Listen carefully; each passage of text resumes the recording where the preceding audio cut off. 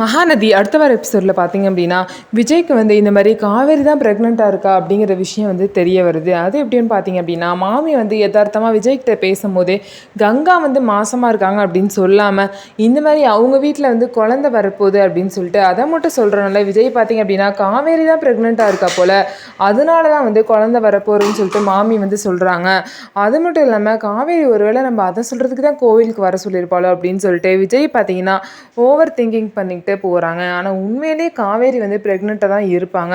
ஆனால் மாமி சொன்ன விஷயத்தை வந்து விஜய் வேறு மாதிரி புரிஞ்சுக்கிட்டு காவேரி ப்ரெக்னெண்ட்டாக இருக்கான்னு நினச்சிட்டு வேகமாக காவேரியை பார்க்க போகலான்னு சொல்லிட்டு சென்னைக்கு கிளம்பி வேகமாக காரில் வந்து விஜய் வந்து வந்துட்டுருக்காரு. இன்னொரு சைடு பார்த்தீங்க அப்படின்னா காவேரி வந்து ரொம்பவே கஷ்டப்பட்டுட்டு இருக்காங்க. அவங்க அம்மா பார்த்தீங்கன்னா காவேரி ப்ரெக்னெண்ட்டாக இருக்காங்க அப்படிங்கிற விஷயமே தெரியாமல் இந்த மாதிரி குடம் தூக்கு அது இதுன்னு சொல்லிட்டு அவ்வளோ வேலை வாங்கிட்டு இருக்காங்க. அது மட்டும் இல்லாமல் கங்காவுக்கு பார்த்தீங்க அப்படின்னா பாலில் குங்குமப்பூ போட்டு கொடுக்குறாங்க. காவேரி பார்த்தீங்கன்னா அவங்களோட பால் இருக்க கிளாஸ்லேயும் வந்து குங்குமப்பூ போடுறாங்க. உடனே வந்து கங்காவோட மாமியார் பார்த்தீங்க அப்படின்னா இந்த மாதிரி என்னடி அது 2 கிளாஸில் போடுற, உனக்கும் ஆசையாக இருக்கா, அப்போனா போய் உன் புருஷன் கூட வாழ்ந்து ஒரு நல்ல செய்தியை சொல்லு அப்படின்னு சொல்லிட்டு காவேரி கிட்ட வந்து சொல்கிறாங்க. அது மட்டும் இல்லாமல் கங்காவுக்கு மட்டும் போதும் உனக்கு தேவையில்லை அப்படின்னு சொல்லிட்டு காவேரி வந்து ஒரு குங்குமப்பூ கூட சாப்பிட விடாமல் பண்ணிடுறாங்க குமரனோட அம்மா. அதுக்கப்புறம் பார்த்தீங்க அப்படின்னா காவேரி ரொம்பவே வந்து சோகமாயிடுறாங்க.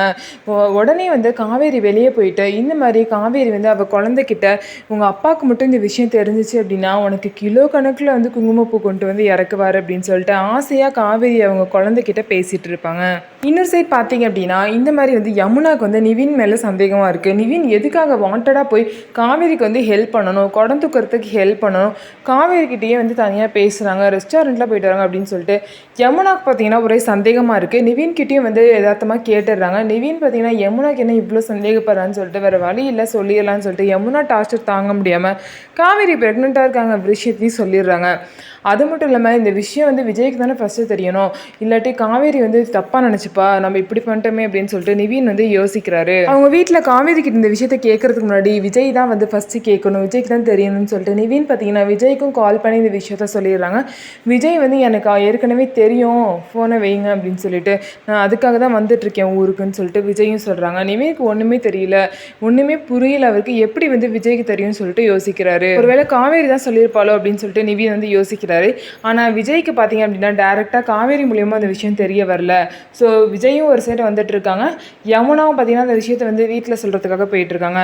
ஸோ இதுக்கப்புறம் என்ன நடக்கும், காவேரியோட விஷயம் வந்து விஜய்க்கு தெரிய வருமா, ஸோ வீட்டில் எல்லாரும் சந்தோஷப்படுவாங்களா அப்படிங்கிறத பொறுத்திருந்து பார்க்கலாம். ஸோ இந்த மாதிரி தான் அடுத்த வாரத்தில் எபிசோட் போக போகுது. நம்ம வீடியோ உங்களுக்கு பிடிச்சிருந்தா நம்ம வீடியோவை லைக் பண்ணிக்கோங்க. அதுக்கப்புறம் மறக்காமல் நம்மளோட சேனலை சப்ஸ்கிரைப் பண்ணிவிட்டு பாருங்கள்.